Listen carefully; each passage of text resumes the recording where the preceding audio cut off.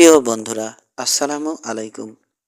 আমি এখন পড়তে যাচ্ছি পল্লী কবি জসিমউদ্দিনের বাঙালির হাসির গল্প থেকে আরও একটি গল্প। নাম শ্বশুর জামাই।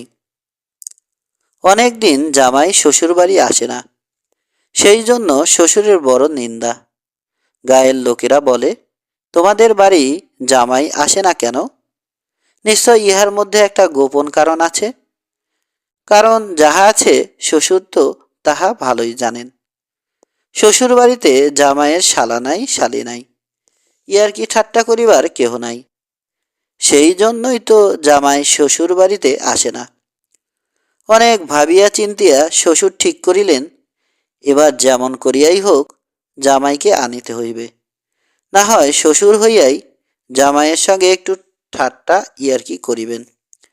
বাড়িতে অন্য লোক নাই, কেহ তো দেখিতে আসিবে না।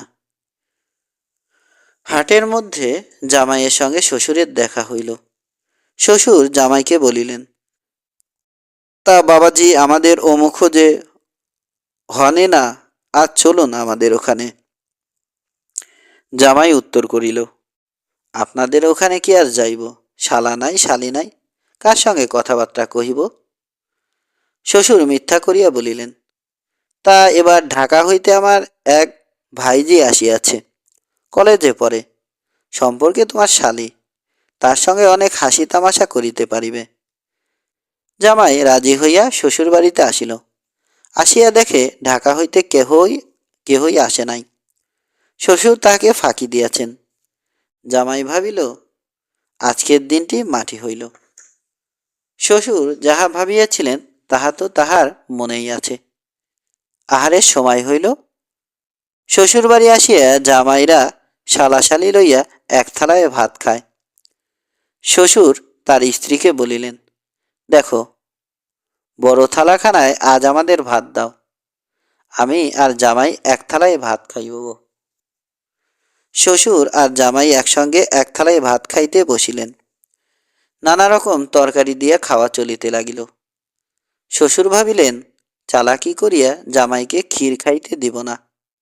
তিনি জামাইকে বলিলেন, জামাই, খাওয়া তো হইয়াছে, এবার হাত ধোও।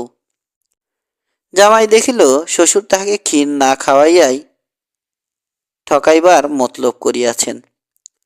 জামাই তখন এক গল্প ফাঁদিয়া বলিল, হাত আর ধুইব কি? আপনাদের বাড়িতে আসিবার সময় সামনে পড়িল এক প্রকাণ্ড সাপ। কহিলে বিশ্বাস করিবেন না। আমাকে না দেখিয়া ওই যে শিকার উপরে ক্ষীরের হাঁড়িটা ঝুলিতেছে না, ওই অত উঁচু একটা ফনা মেলিয়া ধরিল সাপটা আমার দিকে। শ্বশুর দেখিলেন ধরা পড়িয়াছেন। জামাই ক্ষীরের কথা টের পাইয়াছে। তিনি তাড়াতাড়ি বলিয়া উঠিলেন, তাই তো, ক্ষীরের কথা তো একেবারে ভুল হইয়া গিয়াছে। আনো আনো, ক্ষীর আনো। শাশুড়ি একটু মুচকি হাসিয়া তাড়াতাড়ি ক্ষীর আনিয়া দিলেন। ক্ষীরের সঙ্গে মাখিয়া খাইবার জন্য কিঞ্চিত ভাতও দিলেন। জামাই ভাবিল, শ্বশুর আমাকে ক্ষীর খাওয়া হইতে বঞ্চিত করিয়াছিলেন, এবার আমি তাহাকে ক্ষীরই খাইতে দিব না। জামাই শ্বশুরের সঙ্গে গল্প আরম্ভ করিল। এখনকার কলিকালের কথা আর কি বলিব, বউরা স্বামীকে মানিতে চায় না। এই আপনাদের মেয়ে, যা হোক আমি বিবাহ করিয়াছি, আমি যদি তাকে বলি এদিক থাকো, সে চলিয়া যায় ওদিকে। বলিবার সঙ্গে সঙ্গেই তাহা দেখিয়াই দিবার অজুহাতে জামাই পাতের ক্ষীরটুকু নিজের দিকে টানিয়া লইয়া ভাতগুলি শ্বশুরের দিকে ঠেলিয়া দিল।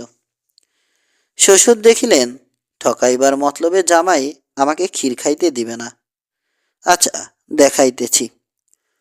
উপদেশের ছলে শ্বশুর জামাইকে বলিলেন, তা বাবাজি, তোমরা ছেলে ছোকরা মানুষ, মিলমিশ হইয়া থাকো, মিলমিশ হইয়া থাকো।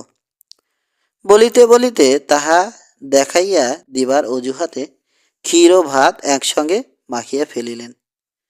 বড়ই আনন্দের সঙ্গে শ্বশুর জামাইয়ের খাওয়া শেষ হইল। সমাপ্ত।